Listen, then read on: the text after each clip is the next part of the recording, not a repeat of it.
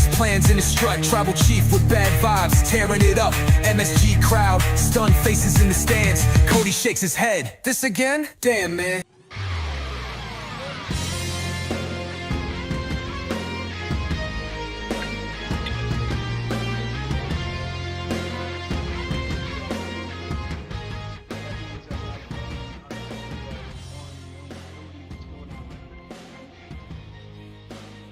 How we doing? What a good Raw. I thought it was good anyway. The beginning of the show was amazing. The Cody Rhodes and John Cena back and forth. That was what the kids call nowadays cinema. Absolutely. This is what we've been waiting for some time now. And it left a little bit still to be desired, but this was the interaction we needed between these two. This is what we needed to see. This is what we desired. The barbs, the vitriolic hate just being spewed back and forth, being torn apart, breaking each other down. I loved it. The main event, very predictable, but damn did the women cook as much as they could there. A really enjoyable Raw. I have totally enjoyed this overseas endeavor that we've had for the past 3 weeks. I know some people haven't been too high on it, but I tweeted out earlier, people were kind of, and I was saying, I enjoy it. The overseas fans experience is typically kind of a mess. They can't view till we're either live, they're viewing it at. So because we have to move start times for a few weeks, hey, the crowds have been phenomenal. The shows have been stacked. The change up, I think it's been enjoyable. I wouldn't mind if they did this as. I don't know how you felt, but how do you feel about the overseas shows? I liked it for what it was. They were kind of like, I don't know, like maybe it was just because I was watching them in the afternoon, felt weird, but I think they could have done better. But it is what it is. They were good. A little lacking at times, especially with the Mania build. I feel like they'd go a little bit extra, but still, comparable to the last few weeks, I thought this was probably the best Raw we've gotten overseas. Crowds have always been fantastic. I don't even know if the shows deserve the crowds they've gotten at times, but found a way to go ahead and just keep the audience on their feet. That fever pitch certainly makes it exciting. We're going into WrestleMania 41. Don't have a multi-year spanning, overarching stretch storyline that is the bloodline. That was really the main crux of Mania's, 37, 8, 9, and 40. We saw it develop with Roman being the main event. So for him to be the main event on night one, and then I think it's fitting. Some people are upset the women aren't getting it, but I like what Triple H said back at the Elimination Chamber press conference. If it's not the main story, if it's not what everyone is talking about, then maybe it doesn't deserve to be the main event. People are still maybe not in love with this triple threat with Punk, Roman, and Seth.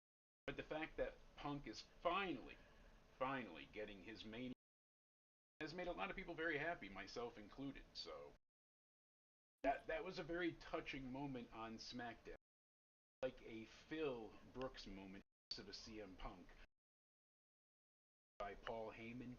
You saw the two of them kind of have that little that moment in the ring where he's holding, hey, the clause is in there, everybody signed it, but you're finally gonna main it.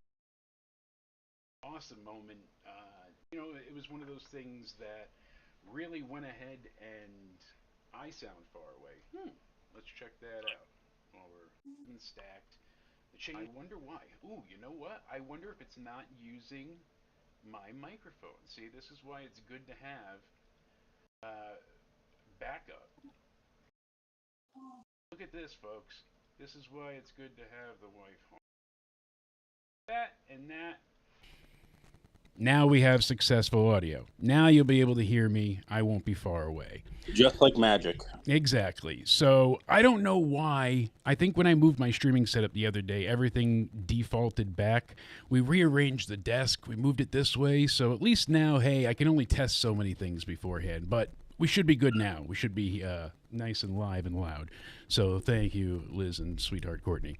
But Io needs to stand tall at one point in one of these weeks. I agree, JR, because she went ahead and again is just made to feel kind of like an afterthought. You know, we've seen her lose at Mania before, and she always puts on a damn good match. Okay in the promo department, but yeah, now you can hear me. So XSplit likes to default back to regular settings. So I think it was using this mic. Whatever. This whole setup hates me, but at least we got. I like it. Oh, yeah, man. You know? So, you know, the crowd again, fantastic tonight, chanting with the Cody Rhodes. I loved hearing them go completely nuts the entire time. It really adds to the WrestleMania season and the whole feel. I want to see more of that. I want to see more of that energy. And besides the Jimmy Uso and Gunther segment and the opening, the rest of it kind of felt a little bit blasé or not as exciting as it should have been. Things are building, but usually at this time, I feel like things have progressed to a point where we know the Mania card, we know what's building, we know, and we're still getting matches, and we're essentially all but, 3 weeks away, 20 days now, 2 weeks, 3 weeks, however you want to put it. And you still don't got a official update if the women's title match is Rhea going to be involved. You still don't got an update with the women's Intercontinental Championship, the women's tag team championships. What's going to go on with all of that? The men's Intercontinental Championship. All of this still hasn't been figured out yet. Has LA Knight even had an official announcement for a match yet? Or no, not official. I mean, him and Braun had that match, and it was a good match back and forth, but we never really got anything from them to seal the deal. As far as SmackDown goes this week, we have Jacob Fatu and Braun Strowman in a last man standing match because Fatu got involved and cost Braun the match with LA Knight. Ray Phoenix is going to debut. Yeah, that'll be great. And then Naomi and B-Fab are going to be taking each other on, and that's likely when Jade will get involved, attack Naomi, and we'll get their match announced. But 3 weeks till Mania, or 3 shows still, and they're still, forming matches. Penta and Braun Breaker, the two good forces, but couldn't overcome the Judgment Day tonight. I think that will end up being a fatal 4-way, right? The men's Intercontinental Championship, because if you saw the backstage segment after Finn left, Liv was like, you heard what he was saying, right? He was saying that only he won the match. Exactly. And he's taking away your credit. And once he's done talking to Adam, I'm going to talk to him myself.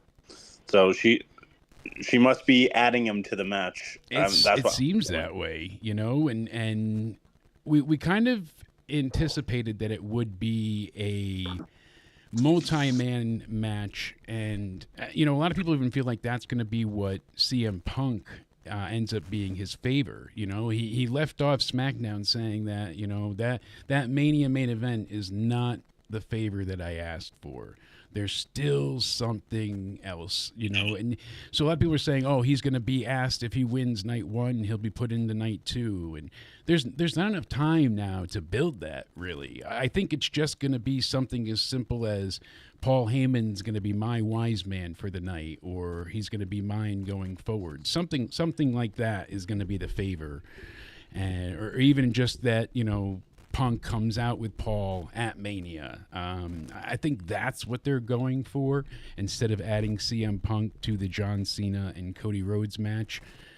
And yeah, I would have rather it just been Braun versus Penta. Honestly, we've got a lot of these multi-men matches this year building, and for the card that Liz and I formulated and predicted, a lot of it seems to be lining up almost perfectly. And some of it is kind of a bit, I don't want to say lackluster, but it's not as exciting as it could be, sadly. And, I'm still waiting for Joe Hendry. Since we said his name, he didn't appear. I'm waiting, but, we missed waiting out on last that week. too. I'm guessing that he will only make appearances on NXT, unfortunately. That's what it seems.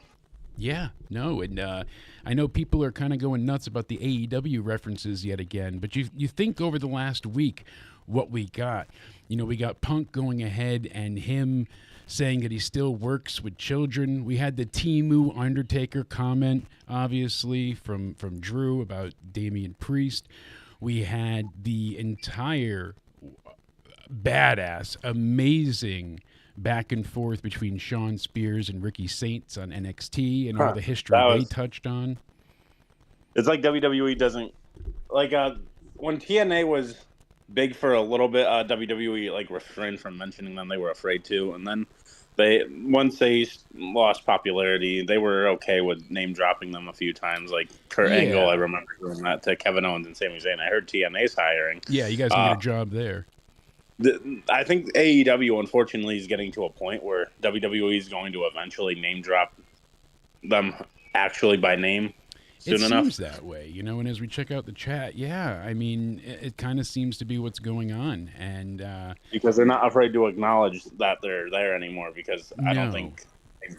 But they're certainly not looking at them as competition either. And we see this more and more. You know, AEW has announced that they're going to move Collision. So instead of being on that Saturday night going up against WrestleMania, they're going to have a super show of sorts on that Thursday going up against the TNA pay-per-view. Is it intentional? Are they trying to hurt TNA because of their relationship with WWE? It's possible. Which is funny because, you know, Tony Khan goes on these rants on saying it's not fair. Like if AEW's pay-per-view was on like a Saturday, right, and WWE was doing a Saudi show on Sunday, he would complain for whatever reason. Yeah, you're still getting away from us. But Tony Khan and his company was the one that put AEW Dynamite on the same night as NXT's original day. Yes. So I don't understand why that wasn't complained about by the AEW fans. No one said that. It is a bit odd, you know, and I know they're going to try and have this super show, which is all well and good, but and no matter what night they did it, it's a spring breakthrough is what they're calling it, and it's going to be held in Boston Thursday, April 17th, live at 8 p.m. So going directly head to head with the TNA Sacrifice pay-per-view, and it's or Rebellion, excuse me. It's kind of unfortunate that that's the night they're doing it, but giving AEW a bit of in hindsight or credit of their own. At least they are moving away from Mania, and they don't want to do it on Friday because that's SmackDown and Hall of Fame. So they're not doing Collision? They're doing it that Thursday. No, they're not going to do it on Saturday. They're going to do it Thursday for Spring Breakathon live from Boston. I remember last year they tried to do Collision on the night of WrestleMania. Yeah, they aired it a little bit early, and it just completely destroyed them. And we've seen it like for SummerSlam and other things that they've basically gone ahead and not been able to keep up. So the only viewers they got were the die hard AEW tribalists. But that's because I don't think I remember watching. I thought it aired at around the same time. I know a few of those accounts on there. Were just those troll accounts like who's watching WrestleMania when you can watch Collision. Exactly. Yeah. But I mean, it's kind of smart in them to go ahead and move, I guess. But when else were they going to do it? Really? I mean, every other night is taken up by something. They couldn't even do it Saturday during the day because WWE has Stand and Deliver. Oi, oi, oi. Oh, this side, excuse me. Yes. So there's really just no time for them to have it without being involved in something. WWE has gone ahead and basically managed to eat up every ounce of time that is even available for all of WrestleMania weekend. It's pretty incredible, but they're going to be doing it from the MGM Music Hall in Boston. So they're going to be doing back-to-back nights with both shows being branded as a special Spring Breakthrough episode. So it's going to be Dynamite and then Collision following up afterwards. So Wednesday and Thursday night. We'll be live that Thursday for the TNA review for, their Rebellion pay-per-view. Then we'll be live Saturday morning for Stand and Deliver. Oi, oi, oi. Then we'll be live for WrestleMania Night 1 and live for WrestleMania Night 2 as well as Raw and NXT. So we're going to be live constantly throughout the weekend. So make sure you're subscribed. Make sure you're hitting the bell for all notifications going forward. And I want to know, guys, what was your favorite part of Raw? Let me know in the chat. What do you give it out of 10? I mean, these earlier Raws, you know, a lot of people are thinking that Punk is going to use that favor to cash in on night 2. I'm not sold, but it's not the worst idea. I just don't know if they have enough time to build it. I mean, like, here's my thing with that, though, because realistically, why would he want to do that? Because he would want to get at John Cena and The Rock, right? Because adding himself into the match also gets at Cody Rhodes, and I'm assuming he would prefer Cody Rhodes to win over Cena, right? Yeah, and he would go to at Cody. He said, you know, him and I would face off later, one-on-one, you know, face-to-face, not where I'm, you know, striking you behind the back kind of because thing. Can Paul Heyman's, I don't think, in a position of power where he can just insert people in the matches. No, that's the thing, and what kind of power would he have to enable that to happen? He's not. And why does he have that power? Now. Exactly. So it doesn't seem feasible that Paul's in that place. It's not like Triple H owes him a favor. It's Paul Heyman. Because that can turn into a thing where can't The Rock realistically, if he wants to, saying no, that's you're not getting involved in my corporate champions match. Yeah, since he's the owner, can pretty much, you know, do as he pleases, or at least as we've seen. And that's kind of the issue with having wrestling figures that have control. You know, Vince was in a position where it worked because he was the only one. Then when they added Stephanie and Shane, and it got a little bit muddy, you know, when people started to have power equal to or that of Vince. But because, like, when you had that, like, Triple H was the CEO, because then Vince would do something, and I remember those things where then Triple H would say, no, I'm reversing that. Yeah. They would just reverse each other's decisions, and Vince would get mad at Triple H for reversing. Yeah, so it doesn't seem like Paul Heyman's in a place at this point in time, you know, like Juan's teams that think in the chat. But, I mean, he has enough power to make it a main event, though. That's the truth. I mean, he turned that triple threat into the main event. That is certainly a great point.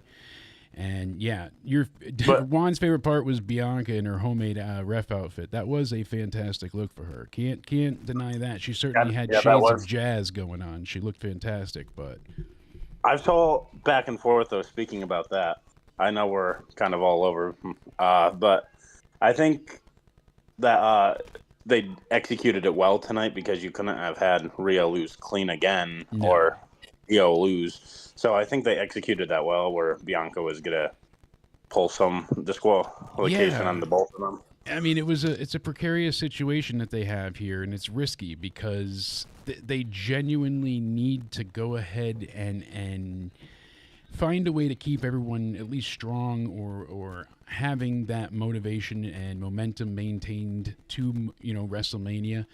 But how do they get through it? So we knew there was going to be some shenanigans here. We called this previously. We knew it was going to be turning into a triple threat. We weren't sure how. Again, I think that still it's just a little bit of a clusterfuck, because Rhea, realistically, why is she going to be inserted now? But, like, I don't think the only reason Rhea should be in there is if it was Rhea versus Bianca. But I don't think they should have had Io beat Rhea, because then none of this would have happened, where we have these logical booking decisions. Okay, where's Liv Morgan's rematch? Because, we're going to argue that. Why isn't she getting a rematch when she had a longer title reign than Rhea? Yeah, there's quite a few hang-ups in the guaranteed number one contender rematch. You know, that whole old tried but true formula, and they've kind of gone back on it, with sometimes saying there is no number one contender, you know, rematch clause built in for champions when they lose their title. But then again, they've also been like, all right, well, you get that rematch guaranteed. As much as people criticized Vince, I think that was something that he kind of had permanent. Like, you get a rematch if you lose, because I think he did that to prevent illogical booking decisions. Okay, why? Yeah.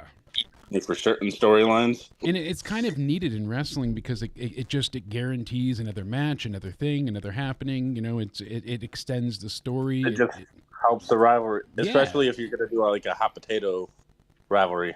Exactly. So this definitely was a middle of the road show, but it was bookended by two strong overall moments that have heavy Mania implications. So John Cena and Cody Rhodes stuff, that was great.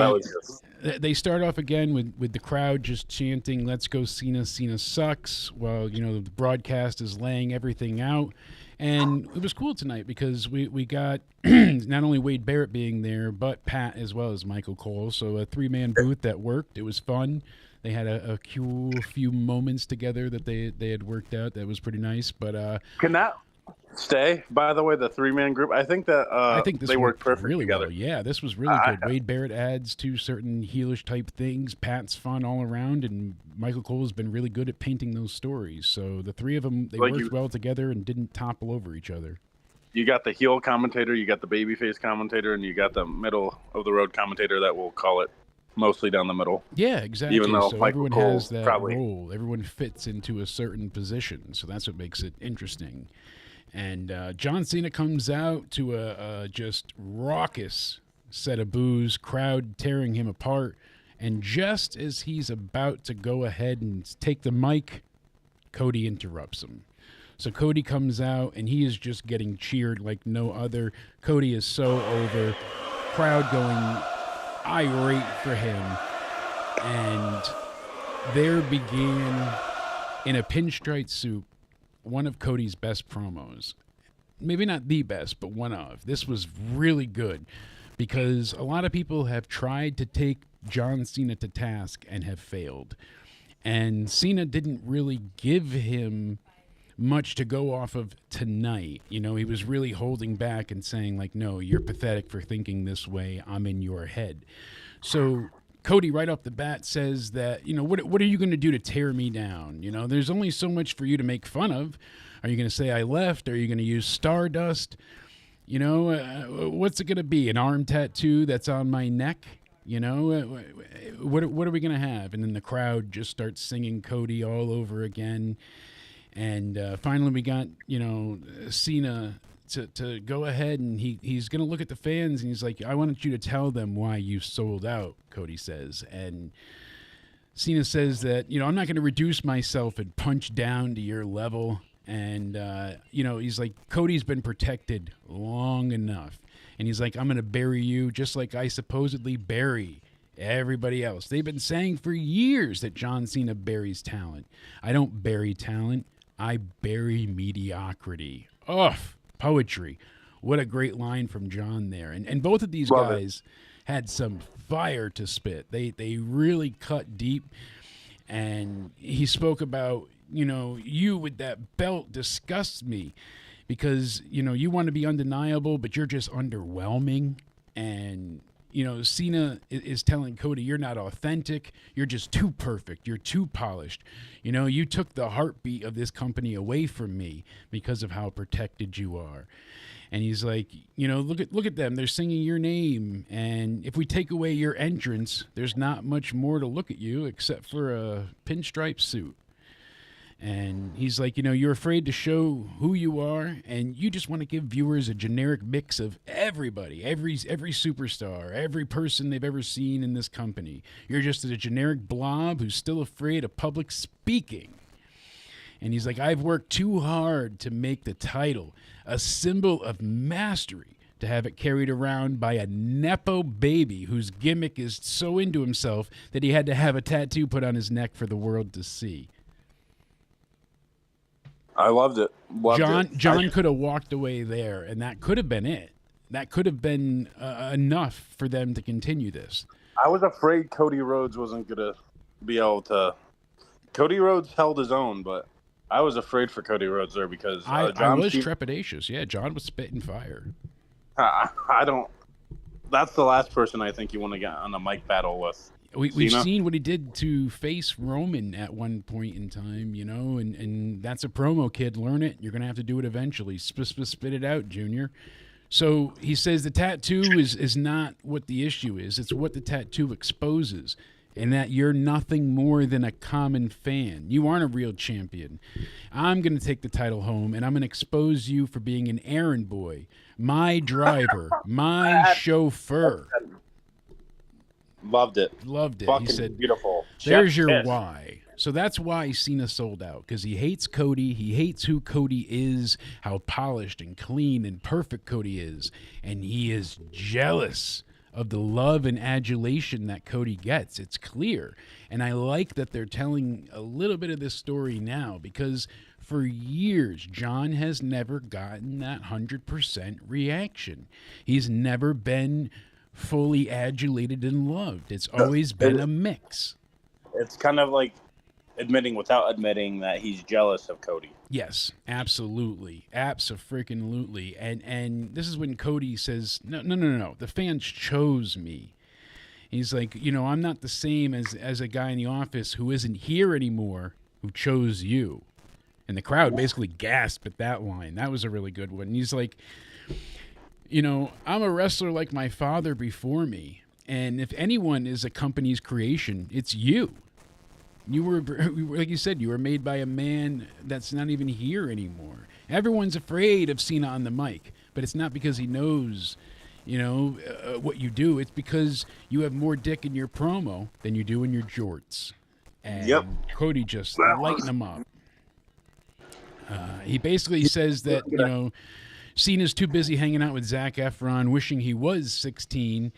And that's why you sold out to The Rock. So we get a big "you sold out" chant. And he's like, John, you're still my hero, but you're also a piece of shit. Loved it. And they weren't censoring anything here. They didn't censor the fans saying fuck repeatedly. They didn't censor any of it. Later on in the show, they tried to censor the crowd chanting the F word at certain points. But for this, they just let it go. What's the point of that? I want to know what's the point of that, because we heard shit. Yeah. Are you only allowed to hear shit at 3 o'clock but not 4 o'clock? Are you only allowed to say it so many times? Is there a limit? But it's streaming, so that's what I'm really unsure of. Because Netflix has shows on their platform that say a hell of a lot worse than what WWE said. And I don't understand. So I don't think it's a Netflix restriction, because Netflix has some things on there that... Yeah, exactly. So I think they just want to keep themselves as close to PG as possible while skirting that line and being edgy. I think that's their intention. I think they need to go with the time, because I think... they need to realize people don't like the whole let's try to keep it as happily family-friendly PG as we can. Yeah, exactly. They need to, not only, like Jar said in the chat, they need to explain why you joined The Rock. And I think that could be a simple explanation. I've said it before, something is hey, The Rock made it possible for me to get into the chamber without qualifying. I knew I had to go film, and because he's up top in a managerial role, he knew that I was desperate to get to Mania, and that was my only other chance, so he made it happen. Something like that. The Rock proved to me that I am the same as him. I lambasted and shit all over The Rock for years for leaving WWE to go to Hollywood, and I did the same. He proved to me that I am nothing more than just a typical hypocrite, and with him, I could be better than without. There's not that much needed, but they have to address it. It is such the elephant in the room as to why he worked with The Rock, someone that he was such a rival against for so long, while maintaining both of them to be faces and crowd favorites. They hated each other and split the audience.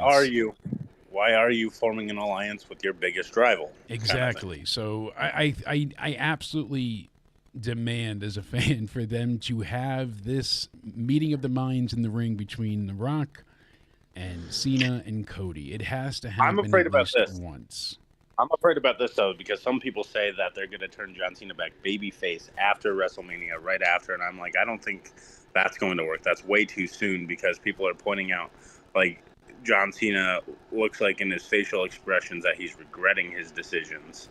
Yeah. Like, Cody Rhodes says stuff, he just feels like he's in a sense of regret. From everything that Triple H has said, I don't think that's happening. It doesn't seem like that's like Cena will be turning back. They've been selling tickets on the premise of heel Cena being at the shows post Mania, and then on top of it, the way that Triple H said that he had to go to John to present this heel turn to happen at all, and how he basically went ahead and approached him, and they came to the agreement that because John could have just skirted by on his last year by, riding on the laurels that he already accomplished, and hey, I'm John Cena, I've been here for 20 plus years, love me. But like any actor having to just to play the same old role, he wanted to be challenged, and that's what this is, a challenge. So for John's last year, having something that makes him work and try is something that he's really enjoying, and so far apparently has been not only working towards but building on. So they said they have a bunch of surprises in store and things planned post-Mania season for John's heel turn. I don't think it's over by a long shot, and I think we might have John get the title for the rest of the year and see Cody chasing to get it back. I could see John holding that title till he's retired at the end of the year. I don't know, but it's something's going to happen, something big, and we're getting our way there. So they continue with this back and forth here. And this is probably the best line of it all. After we got the piece of shit comment, Cena's like, your brain is filled with feces rather than facts. I've always worked harder, and no one's worthy enough to put me in the ground. So I'm going to do it myself. I'm going to get myself over. I'm going to win the title, and I'm going to disappear is basically John's message. And John says that, I make empires for billionaires. All you've ever done is steal money from their kids.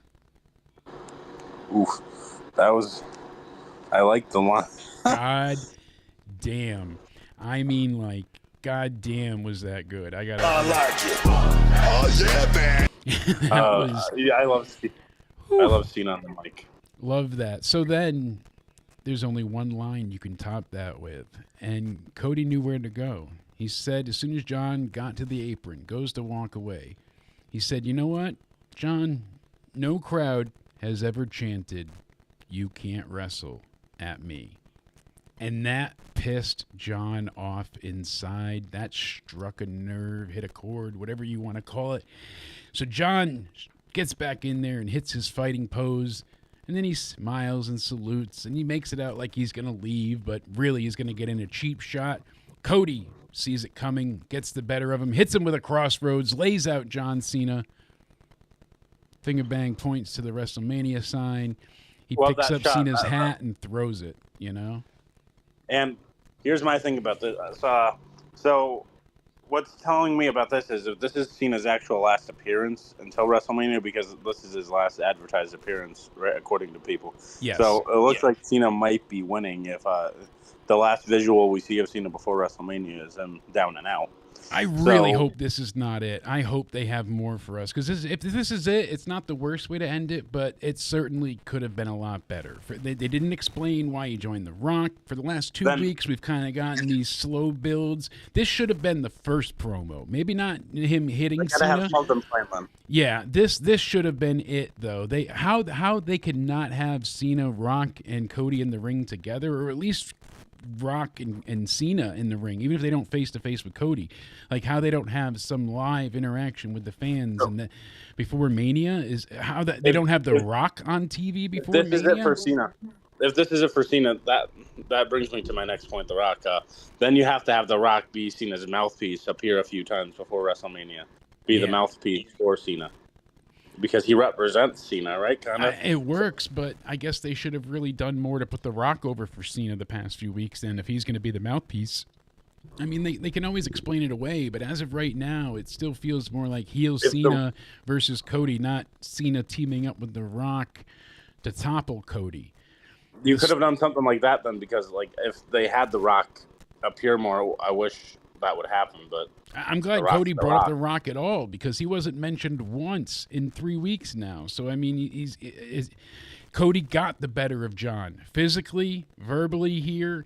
We don't see that happen all, if ever. So, like you said, if this is the last appearance of John, if old habits don't die hard, he really could be walking away with that title.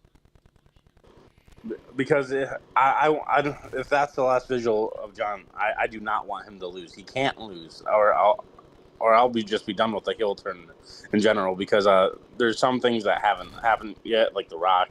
Then you're gonna have him lose on top of that. Yeah, that's gonna turn me off from the heel turn, and it's crazy. That's for sure. It would be.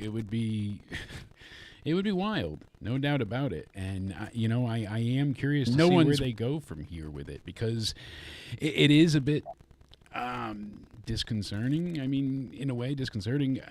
I'm not sure how they really, if they don't have Cena come back, can it be built big enough for them to really be the ultimate feud at Mania? I mean, it should be. The Cena heel turn should have been everything. That night at Elimination Chamber, getting ready for the review, I was so awestruck and blown away by the fact that they did what they did. But if Cena loses at Mania as a heel, it's kind of done. You know, his heel turn, then what? So that's why I could see him getting the title, trying to keep it away, trying to hide it, people having to fight for him to bring it back and defend it, and then Cody to win it again. I mean, I don't know. If he just beats John at Mania, then what? We just move on? Move on to Randy Orton, move on to, the next person in line. Kind of feels like you missed out on a really huge, momentous occasion if that's the case.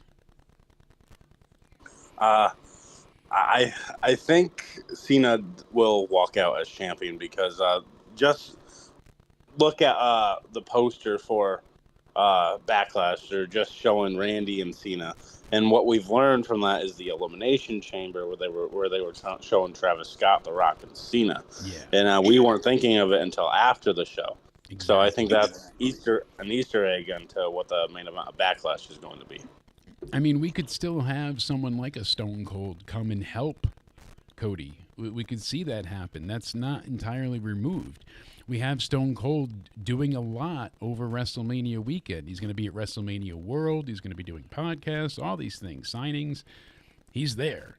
He's going to be accepting at the Hall of Fame for the, the match of the year? Well, not match, what is it, moment, of all time or whatever, the new, basically, category that they're having. And I love that they're now including moments and matches, because you might have people that'll never make it maybe into the Hall of Fame, but they've had such a impacting and lasting effect on the business with something they did in like a main moment that could now be immortalized and live on forever. So I think it's a great idea. It adds a little bit more excitement to the Hall of Fame too, including, fan favorite things. So I think it's a great way to start off. That double turn obviously is probably one of the best of all times. With we pretty much had them already turning, but Mania was the official flipping the switch on both sides. Brett went full heel, Austin went full face.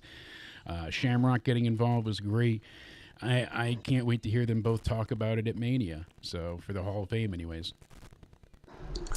I mean, is it just it's moments too? Because they're including both. So CM Punk's pipe bomb, for example, can be inducted into that can absolutely be included. Yeah, and that would be something else. I think it's pretty wild to have that as a, it's going to be their the Hall of Fame promo. Yeah, immortal moment. So going forward, it's not just matches, but moments as well. And their WrestleMania 13 match will be inducted as an immortal moment. So very cool on them for that.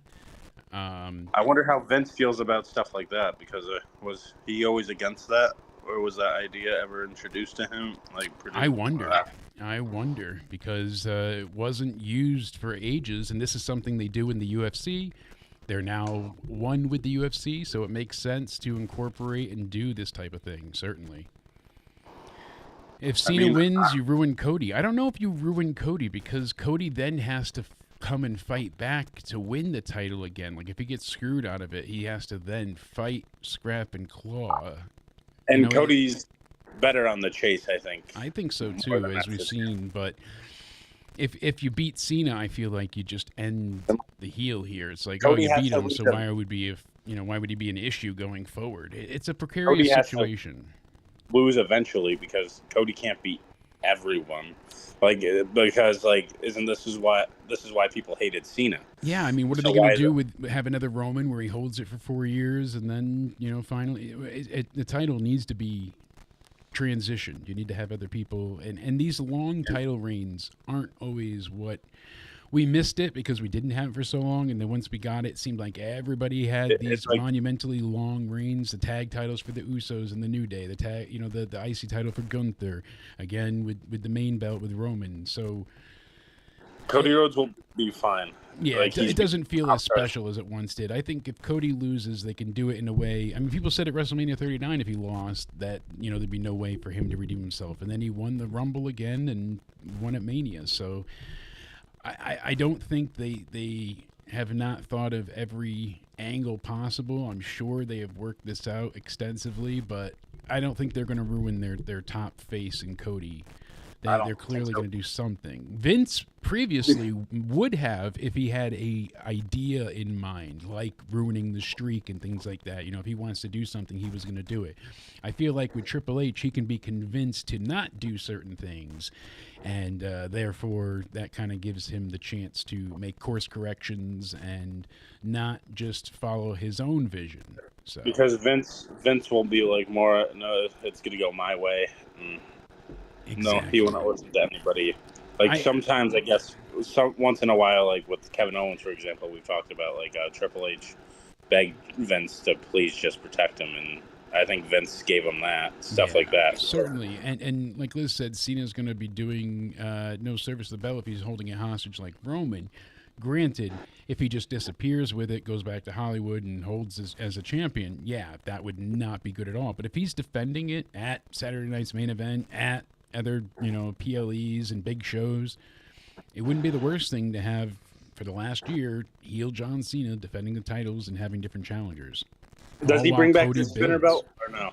I wonder, if he does get the title, does he make his own title? Does he do something to allude to it? It's possible. I wonder if we get something like we do with the Death Riders, where you don't see the title at all. I mean, he said he wanted to take it for himself and then take it away, so no one has it. It's possible. If this spinner belt was brought back, you would have to modify it because you would have to put the modern logo on there because the last spinner belt had the old logo. Exactly. They'd have to redo it somehow. But with him mentioning it on the build to Mania, it certainly seems like, hey, anything is possible. That's for damn sure. And I wouldn't mind the spinner belt back because it looks good on Cena. You have to admit that. Oh, yeah, it fit him. It didn't fit in the modern era, but it fit with Cena. Actually, and Cena was kind of a relic of it looked time. decent on Edge too, believe it or not. With the Rated R one that he had. Yeah, the custom title, I think. Believe it, the I was never crazy about the spinner title, personally. Even if it didn't weird. have the spinner, I didn't like the look of it, but... It was weird because, the title, I didn't like the design, but, it didn't look bad on wrestlers because CM Punk looked good with it. It wasn't the worst design. It just looked more like a toy than other belts. That was the issue. It needs to look more like a title. But Cena, it worked. It just worked. Cena made that tonight known. He's like, I want you to go and buy the toy that everybody else has because I would be taking the real title home, and you're never going to see it. So it really fits with the story, the gimmick, everything that Cena's trying to accomplish right now is to take away everything from the fans. It's an interesting story. It's kind of what I thought the Death Riders were aiming to do on AEW. So we'll see what happens going forward, but I hope this is not the last appearance of John Cena. If it is, I mean, this was a damn good back and forth, and to sound like a pun, the time was now. They had to do something big like this to sell people on it. The last 2 weeks didn't work, and they waited 2 weeks to capitalize on the recap and follow up on what happened. We had to wait for Cena anyways, so it's been a month of waiting essentially, and I don't know if it's entirely living up to the heel Cena expectations that I had, but today's back and forth I get the good excuses of you wanted new music, you're not getting that. You wanted new gear, you're not getting that. But I think it's still stuff that we needed. I think we will get it. I think we are going to get changes, maybe even at Mania. If not, maybe after.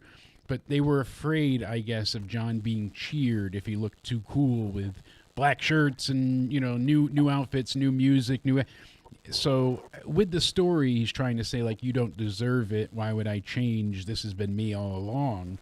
But I do think we still are going to get some type of change at some point in time. I think if he wins the champion, he's going to be called a corporate champion, right? So Juan said it too. He wants the spinner potato belt just to piss everybody, all the haters off. It wouldn't be the worst thing. It certainly would make fans mad. That's for sure. Speaking of making the fans mad, we had the New Day coming out next, taking on Pete Dunne and the returning, randomly, Tyler Bate. No real fanfare here, no big announcement. They were just like, hey, New Catch Republic is back together and they're going to lose. So Tyler Bate's been gone for a while with a torn pec. It's been like 14 months, something like that. It's been a long time.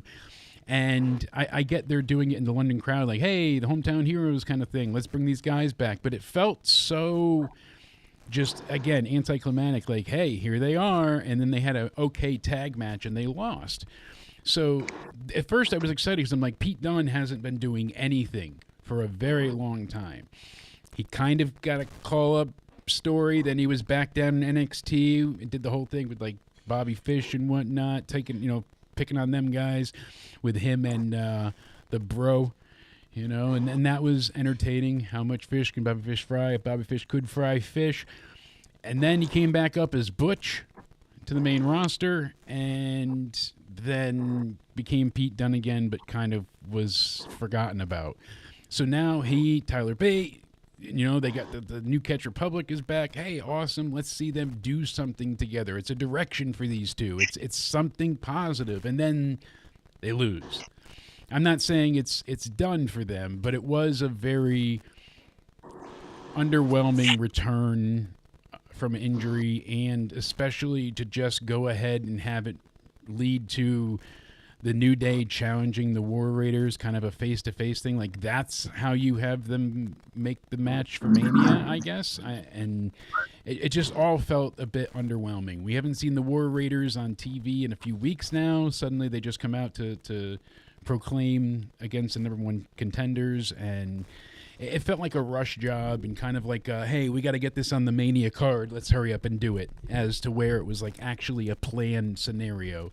It more felt like, hey, we're in London. Tyler's ready, right? Let's throw him on and we can get a quick pop and just to have them lose. Yeah, so not great. That was.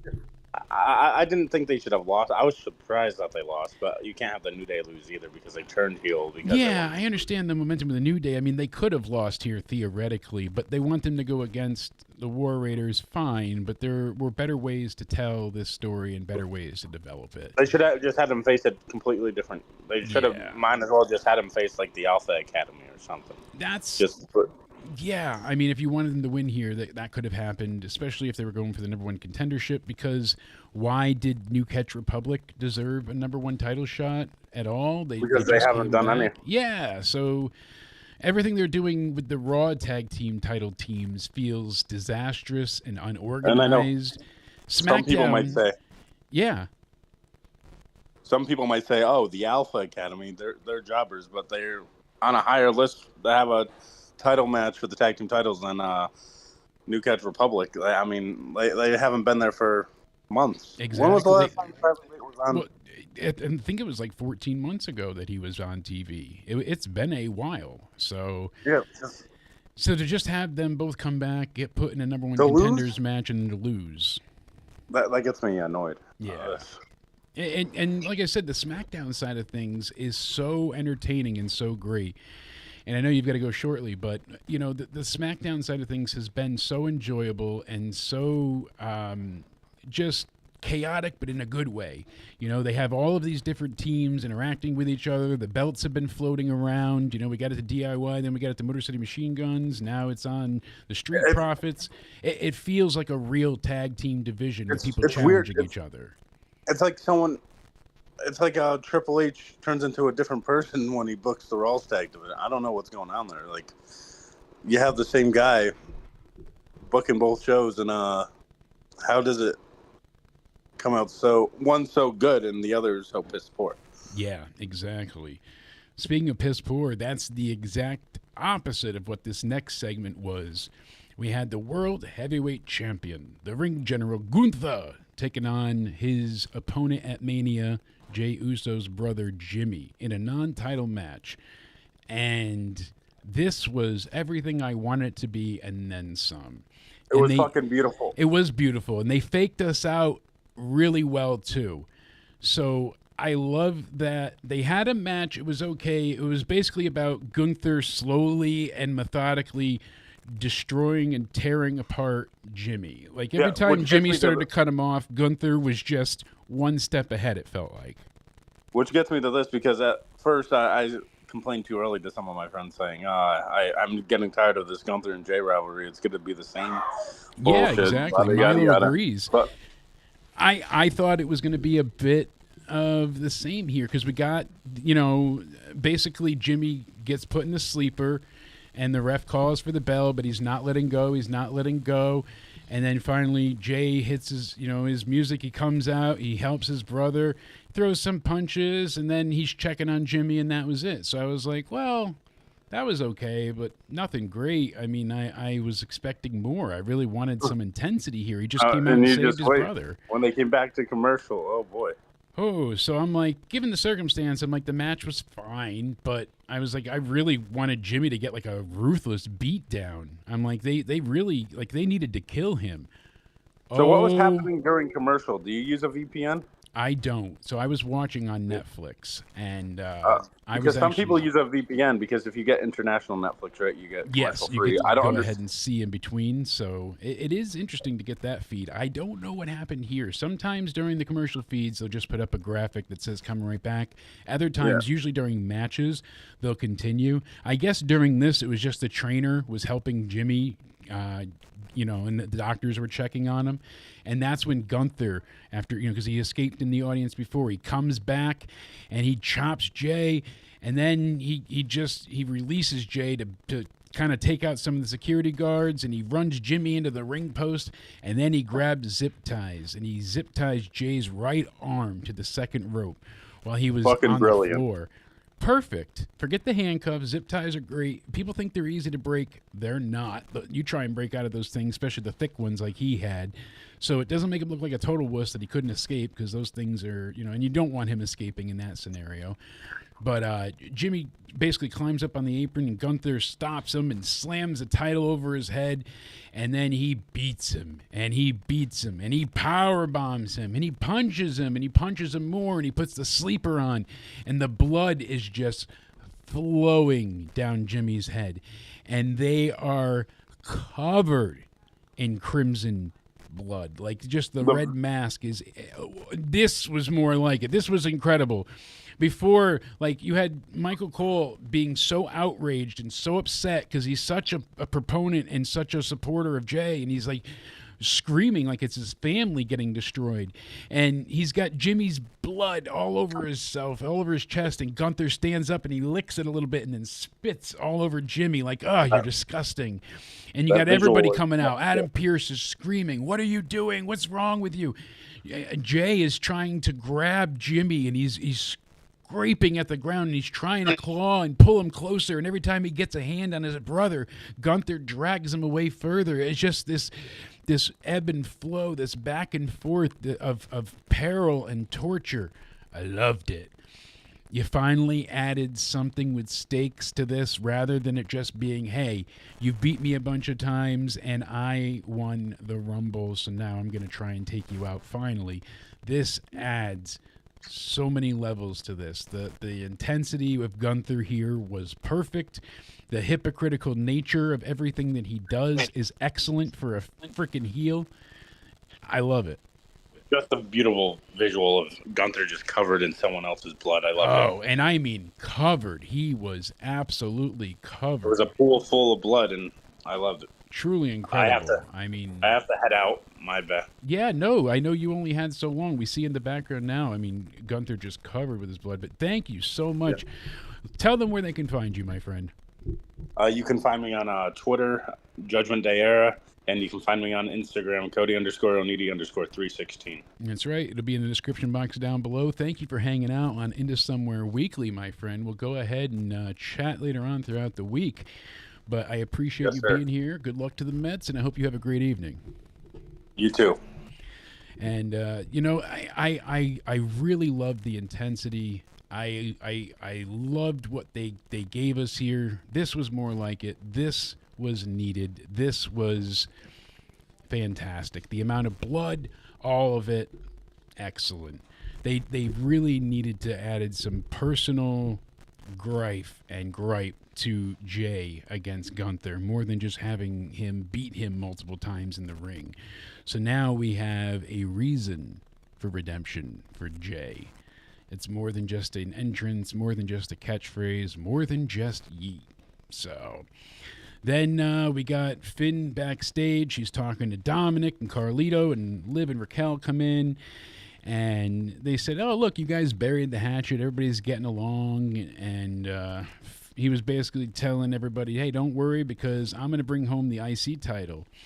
And Raquel smiled, and then she looked angry once, we saw Finn and Dom leave. So Carlito stayed with the women and kind of looked off to the side till he got barked at to leave. So interesting. It seems like we have a dissension in the ranks of Judgment Day. We weren't sure if Liv and Finn were together initially. We saw them, in the car, the hotel key, all these different things that came to be. And then what? Hey, Liz has power now. Yay, I'm glad your power came back. Should Jay versus Gunther have a stipulation at WrestleMania? Ooh, Juan, I don't know. I don't think yet. I think the rematch will definitely need it. I'm not so sure that Gunther's losing here. I don't know if they can have Jay be beaten and survive, but there's ways to do it. I'm not so certain. I mean, I can see the big celebration, Jay being the champion, but I mean, if Cena's going to be the heel on the other side, I could see Jay beating Gunther. We at least get one feel good, but it's a precarious situation indeed. So then we get the IC champ himself, Braun Breaker and Penta. They're taking on Finn Balor, Dominic Mysterio. Pretty straightforward match. Penta goes for the Panama Sunrise on Balor at one point, but then Dom comes in and breaks it up. And that's when Braun goes for a spear on Balor, but takes out Penta. And, of course, shit falls apart. Balor hits Penta with the coup de grace, and they pin him. Gets that coup de grace. And, this is Penta's first pinfall loss in WWE2. I'm glad they at least made note of that. He hasn't been there that long. So it's okay that he lost here, too. Some people were upset online. It's all building to tell the story. Later on in the night, we get the Judgment Day, basically meeting of the minds once again. They're all talking. And it turns into a bit of a surprising scenario. So Liv there, she's listening to Finn, and he says, I did it, I won, I stood tall. And, it's basically all his work, his doing. And it was interesting because she goes ahead and Liv waits till Balor takes off. He's going to go talk to Pierce to get a match and go again for the IC title. And that's when Liv says to Dom, hey, hold on, you did this with him. There's a team here. You need to go ahead and, you need to be given credit and praise. So I want to go ahead and I want you to get the match. So interesting. Liv causing a bit of dissension in the ranks of the Judgment Day.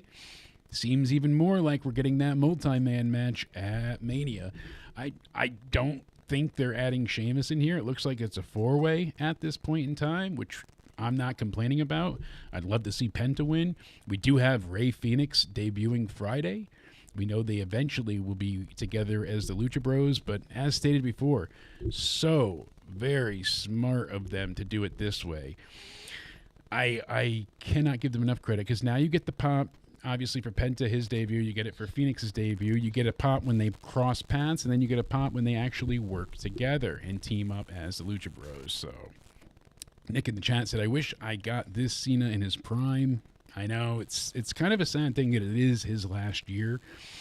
In a way, I think it would be a bit unrealistic, but incredible if he goes ahead and he's like, oh, now I'm not retiring. He's going to still. That's his plan, but I'm curious what other twists and turns they got for us in store for this year with John being the heel.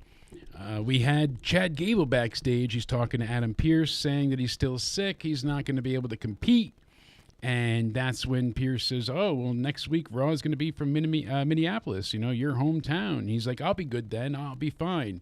And Pierce said, no, there's nothing more important than your health. So I want you to take it easy, but I did make arrangements for El Grande Americano to compete instead. And that's when Alpha Academy shows up. He calls them all clowns and calls Otis an idiot and walks away. And that's when, believe it or not, Max goes ahead and says that she's working with Natalya and wants to talk about the tag team division. So are we going to see Max Dupree take Liv and Raquel to town? Could happen, She said she's been working with the Boat, Natalya. And they also wanted to talk about Otis and Akira getting a tag title shot. And we had good old Braun Breaker, the IC champ, in the backstage area. He's about to be interviewed by Kathy, but then Penta shows up, starts yelling at him, basically calling him an idiot, saying that, you speared me, you cost us this match, we could have had it won, you got me pinned. They start fighting, and that's when all the producers run in to break it up. We get AJ in the ring, and he basically takes the mic and says, after the fans are done chanting his name, he's like, I've been waiting patiently for a while backstage. And he said, I knew Logan was going to call me out, and I came to see whatever he had to say to my face. So he calls Logan out instead. Bit of a twist on it. And Logan Paul went ahead and came out and was just beyond torn apart by the London crowd. He was booed, possibly loudest of the night, right up there with Cena.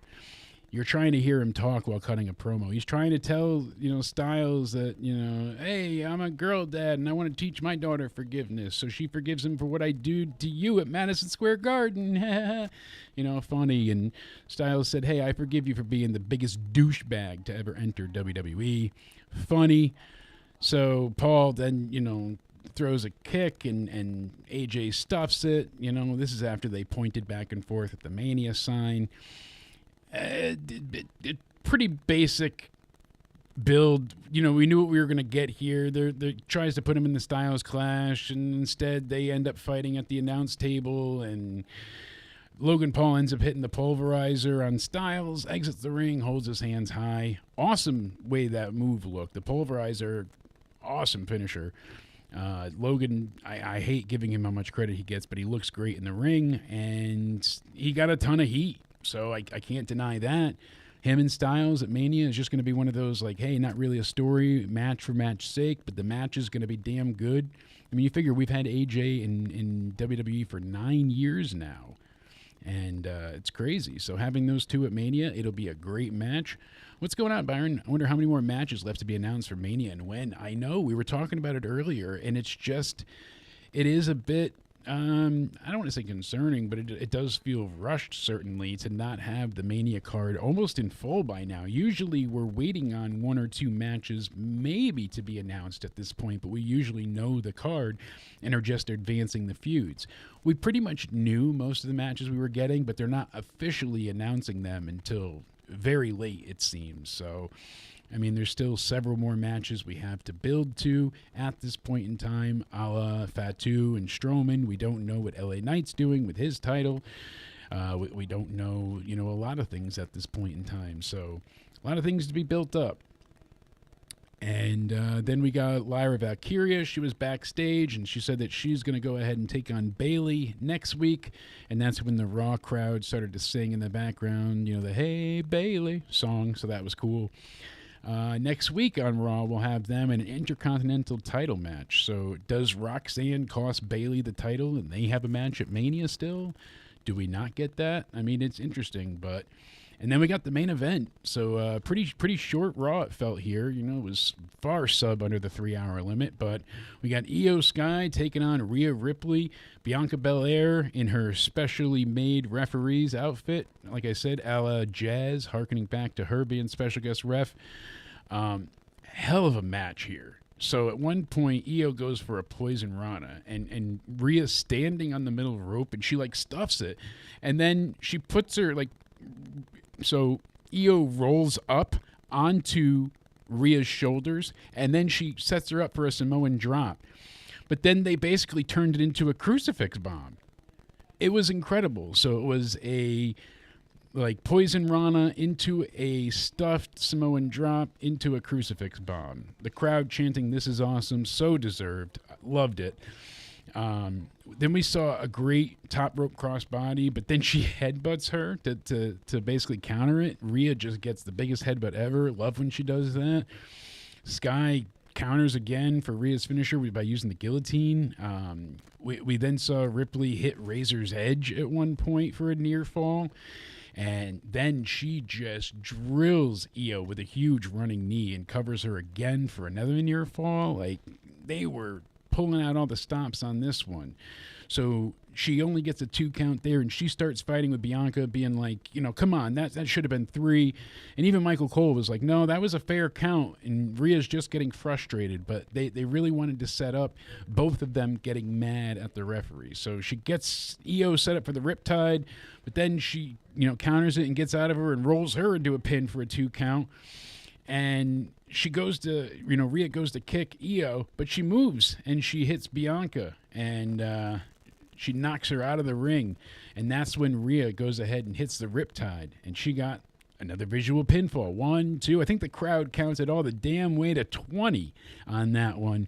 These guys were going nuts, no doubt about it. They were out there to chant tonight.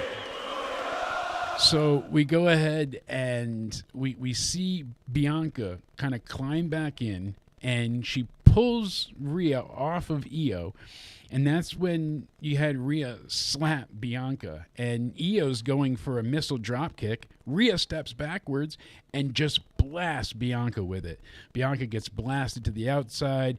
She's all pissed. She hits the bell, calls for it, and that's the DQ finish. So Io Sky fights Rhea Ripley to a double disqualification to retain the Women's World Heavyweight Championship.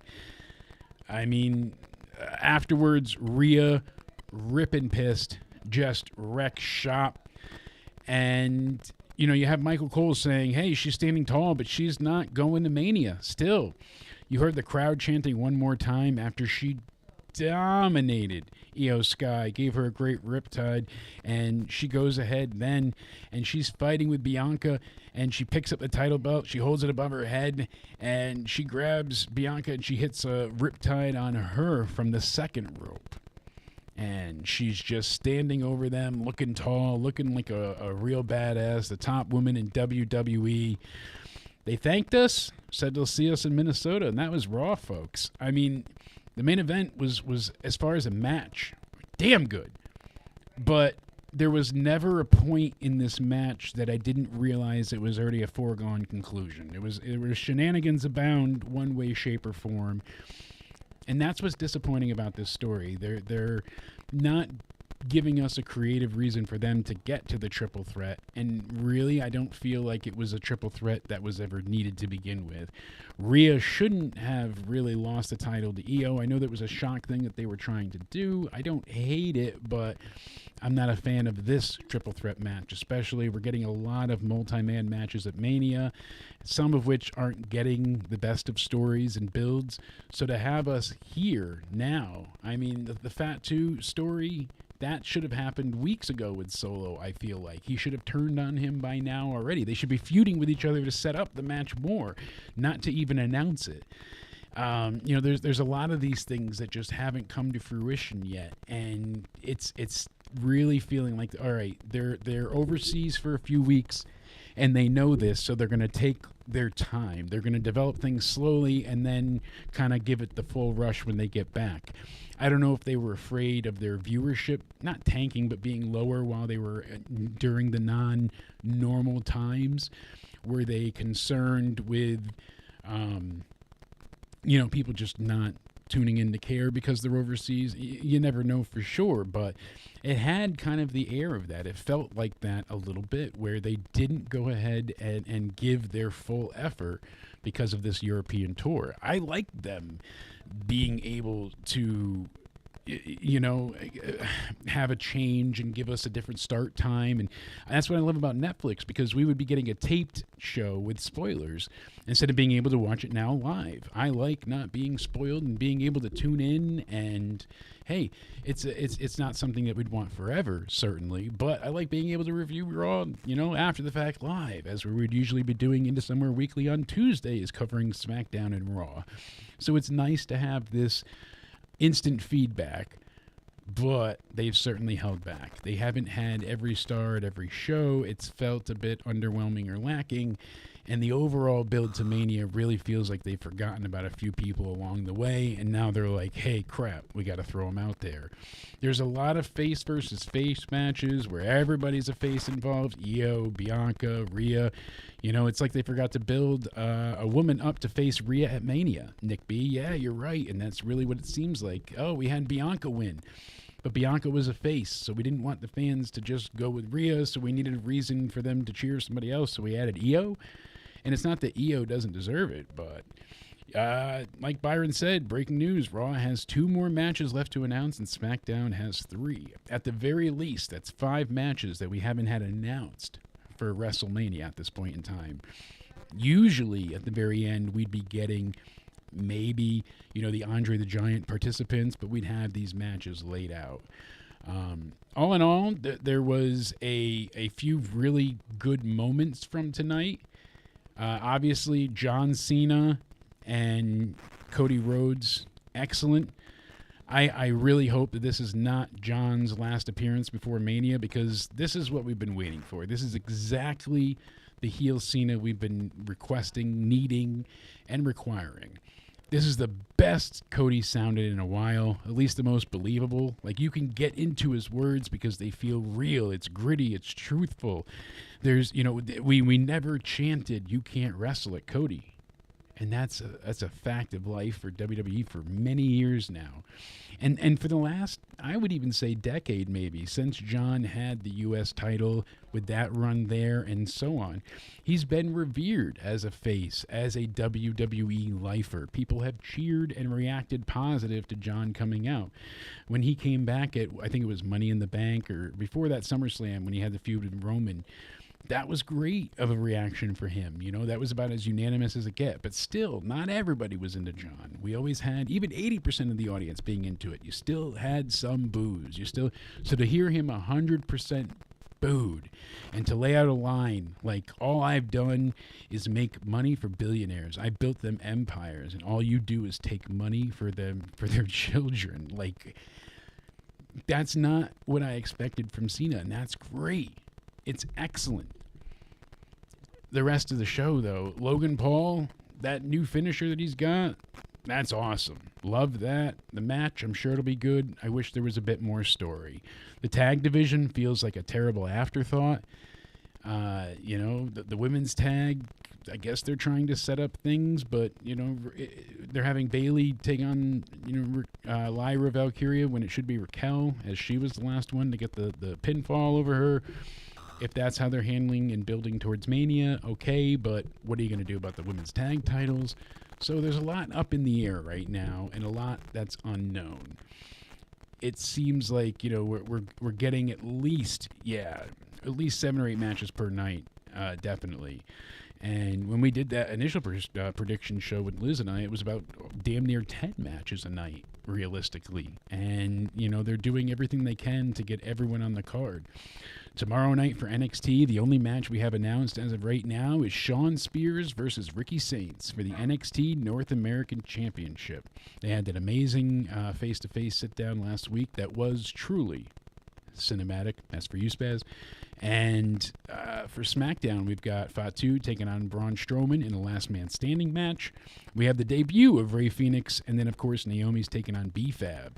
They'll be live Friday from Chicago at the Allstate Arena, so nice to see SmackDown live again. But all in all, if I had to give Raw a rating tonight, it would probably be like a 6.5 in that area. I mean, you kind of have to look at each thing on its own. If you hear a show getting a 6, you'd be like, oh, that's not too great, especially WrestleMania season. The road to WrestleMania, these shows should all be just slapping.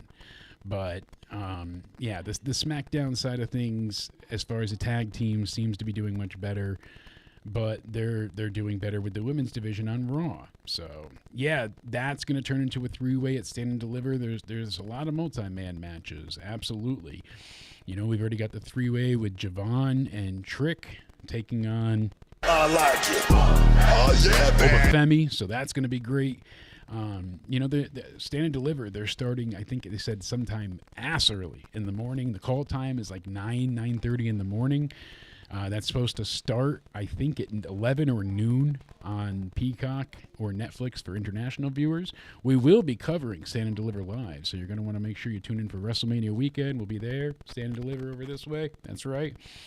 But I am excited for WrestleMania. Obviously, it's going to be a big year. We're going to get a lot of fun things.